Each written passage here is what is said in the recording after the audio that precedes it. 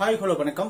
2021ல தெலுங்குல ஒரு action romance டிராமாவா வெளியான ரெடியின் ராஜ்யம் அப்படிங்கிற ஒரு படத்தை பத்தி பார்ப்போம். இப்ப வந்து ஓடிடில அந்த பேர்ல ரிலீஸ் ஆயிருக்கு. அந்த படத்துல நடிச்சவங்க யாருன்னு பாத்தீங்கன்னா அங்கித், பிரியங்கா, இன்னும் நிறைய பேர் நடிச்சிருக்காங்க. இந்த படத்தினோட டைரக்டர் யாருன்னு பாத்தீங்கன்னா ரமேஷ் கோபி. இந்த படத்தினோட ரிவ்யூ பாக்கிறதுக்கு முன்னாடி நம்ம சேனலை நீங்க சப்ஸ்கிரைப் பண்ணி வச்சுக்கிட்டீங்கன்னா நான் போடுற வீடியோ உங்களுக்கு கிடைக்கும். இந்த படத்தினோட ஸ்டோரியை சொல்றேன், கேட்டுட்டு இந்த படத்தை நீங்க பார்க்கணுமா வேணாமான்னு முடிவு எடுத்துக்கோங்க. இந்த படம் வந்து ஒரு கண்டினியூட்டியா இல்லாத படம். அதனாலதான் நான் அந்த படத்தினுடைய ரிவ்யூ வந்து நான் கொஞ்சம் ஒஸ்டா சொல்ல போறேன். அதனாலதான் சொல்றேன். இந்த படத்தினோட ஸ்டோரி என்னன்னு பாத்தீங்கன்னா, ஒரு காலேஜ், அந்த காலேஜ்ல படிக்கிற ஒரு ஹீரோ. அந்த ஹீரோ ஏற்கனவே ஒரு லவ்வால ஏமாந்துடுறாரு. அதுக்கப்புறமும் காலேஜில் போய் சேர்ந்ததுக்கு அப்புறம் 2 பெண்கள் தொடர்ந்து இவரை லவ் பண்றாங்க. அதுல ஒரு பெண்ணை வந்து இவர் லவ் பண்றாரு. அது யாருன்னு பாத்தீங்கன்னா அந்த ஊர்லயே ஒரு பெரிய மனுஷன். அவர் வந்து என்ன பண்றாருன்னு பாத்தீங்கன்னா, யார் லவ் பண்ணாலும் எங்க ஜாதி பொண்ணை நீ லவ் பண்ணிட்டியான்னு சொல்லிட்டு ஓட ஓட வெட்டி கொள்ற ஒரு பெரிய ரவுடியோட பொண்ணு. இவர் என்ன பண்றாருன்னு பாத்தீங்கன்னா, அந்த பொண்ணு லவ் பண்றாரு. லவ் பண்ண உடனே அந்த பொண்ணு என்ன பண்ணுன்னா, நான் இன்னொருத்தனை லவ் பண்றேன் அப்படின்னு சொல்லிட்டு அவர்கிட்ட அறிமுகப்படுத்துறாங்க.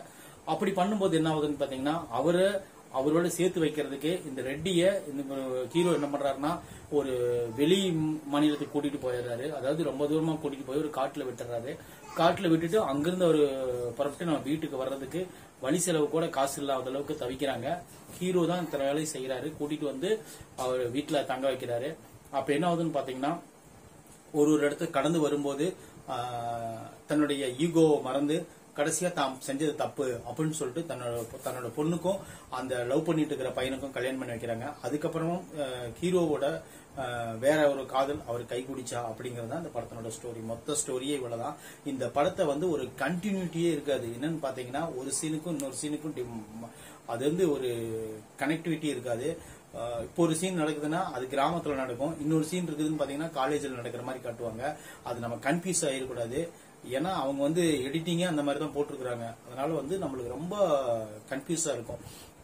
ஓரளவுக்கு தேத்தி இந்த படத்தை பார்க்கலாம் அப்படின்னு நினைக்கிறது என்னன்னு பாத்தீங்கன்னா, கடைசி அந்த கிளைமேக்ஸ் ஒரு 20 நிமிஷம் அந்த வெளி மாநிலத்திலிருந்து அவங்க வந்து தன்னோட சொந்த ஊருக்கு வர்றதுக்குள்ள எத்தனை பேர்த்த சந்திச்சுட்டு வராங்க, அவங்க லவ்னா என்ன, ஜாதி மதம் ரத்தம் எல்லாம் ஒரே மாதிரிதான் இருக்கணும் அப்படிங்கிற மாதிரி ஒரு பிம்பத்தை ஏற்படுத்தி அந்த ஹீரோ வந்து நம்ம வில்லனை கொண்டாந்து நல்ல வழிப்படுத்தி இது பண்றாரு. அது அவ்வளவுதான் கதை. இந்த கதை இன்னும் நல்லா எடுத்திருந்தா சூப்பரான படமே நம்ம சொல்லியிருக்கலாம்.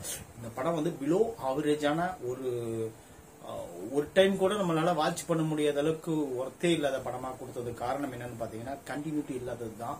இந்த படத்துல வந்து எந்த சீனுமே ஒன்னோட ஒன்னும் ஒட்டவே ஒட்டாது. ஏன் லவ் பண்றாங்கன்னு தெரியாது. அப்பா அம்மா அவங்களுக்குள்ள நடக்கிற அந்த போர்ஜரி, அந்த ஒரு விஷயம், அதெல்லாம் ஒன்னும் கனெக்டே ஒட்டவே ஒட்டாது இந்த படத்துல. நீங்க பாத்தீங்கன்னா கண்டிப்பா இந்த படம் உங்களுக்கு போர் அடிக்கும்.